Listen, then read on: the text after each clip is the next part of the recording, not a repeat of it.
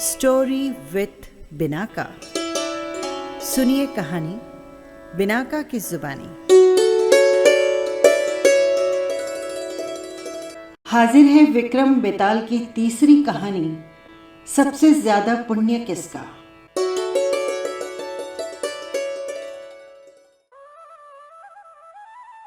राजा विक्रमादित्य फिर पेड़ पर चढ़ा और जिस रस्सी से मुर्दा बेताल लटका था वो काटी बेताल को कंधे पर उठाकर योगी के पास ले जाने लगा। तो बेताल ने अपनी शर्त याद दिलाई।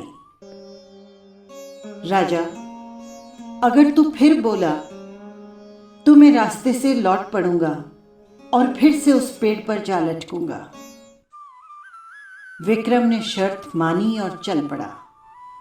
बेताल ने कहना शुरू किया, पंडित, चतुर और ज्ञानी, इनके दिन अच्छी अच्छी बातों में बीतते हैं, जबकि मूर्खों के दिन कलह और नींद में। अच्छा होगा कि हमारी राह भली बातों की चर्चा में बीते। चल मैं तुझे एक और कहानी सुनाता हूं, ले सुन। वर्धमान नगर में रूपसेन नाम का राजा राज्य करता था। एक दिन उसके यहाँ वीरवर नाम का एक राजपूत नौकरी करने के लिए आया। राजा ने उससे पूछा कि उसे खर्च के लिए क्या चाहिए, तो उसने जवाब दिया, 1000 तोले सोना रोज। सुनकर सबको बड़ा आश्चर्य हुआ। राजा ने पूछा, तुम्हारे परिवार में कौन कौन है? उसने जवाब दिया, हुजूर, मेरी पत्नी, बेटा और एक बेटी। राजा को और भी अचंभा हुआ। आखिर 4 जने, फिर ये इतने धन का क्या करेगा? फिर भी उसने उसकी बात मान ली। उस दिन से वीरवर रोज 1000 तोले सोना भंडारी से लेकर अपने घर को चला आता। उसमें से आधा ब्राह्मणों को बांट देता, बाकी के 2 हिस्से करके एक मेहमानों, वैराग्यों और सन्यासियों को दे देता और दूसरे से भोजन बनवाकर पहले गरीबों को खिलाता। उसके बाद जो बचता उसे अपनी पत्नी और बच्चों को खिलाता और आप खाता।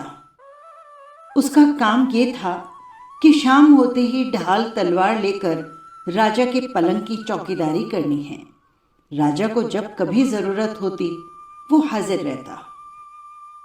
एक दिन की बात है, आधी रात के समय राजा को मरघट से किसी के रोने की आवाज सुनाई दी। उसने वीरवर को पुकारा तो वो आ गया।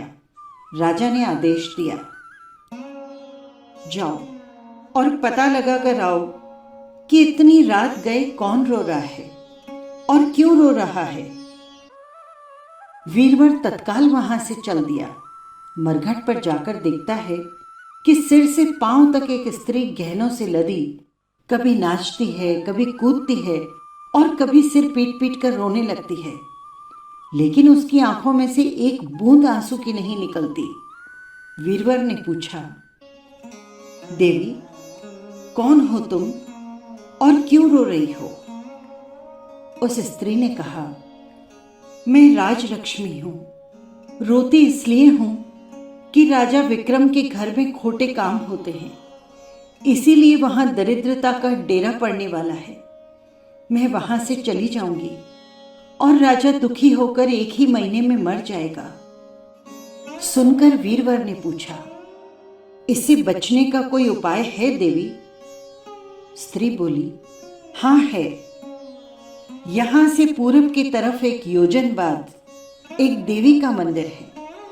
अगर तुम उस देवी पर अपने बेटे का शीश चढ़ा दो तो विपदा टल सकती है।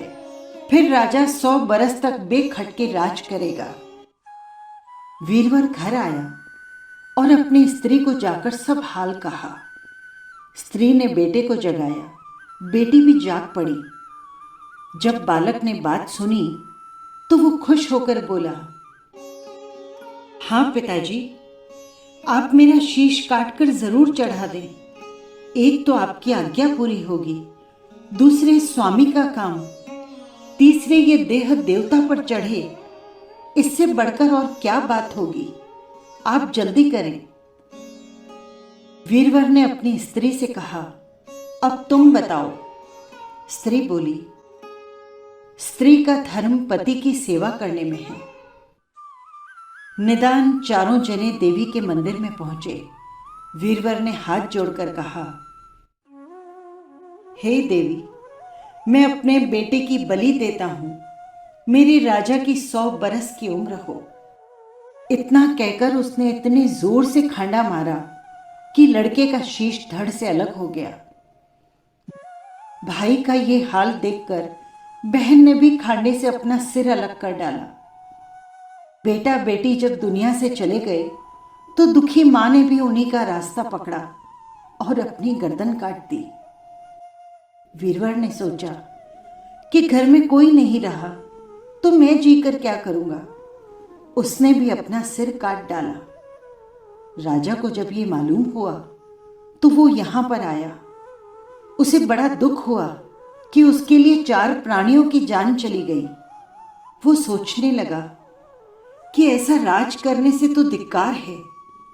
ये सोचकर उसने तलवार उठा ली और जैसे ही अपना सिर काटने को हुआ कि देवी ने प्रकट होकर उसका हाथ पकड़ लिया।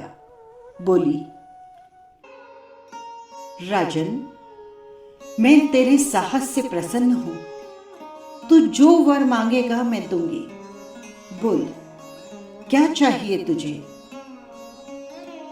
राजा ने कहा, देवी, तुम प्रसन्न हो तो इन 4 को जिंदा कर दो।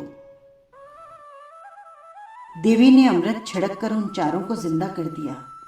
इतना कहकर बेताल बोला,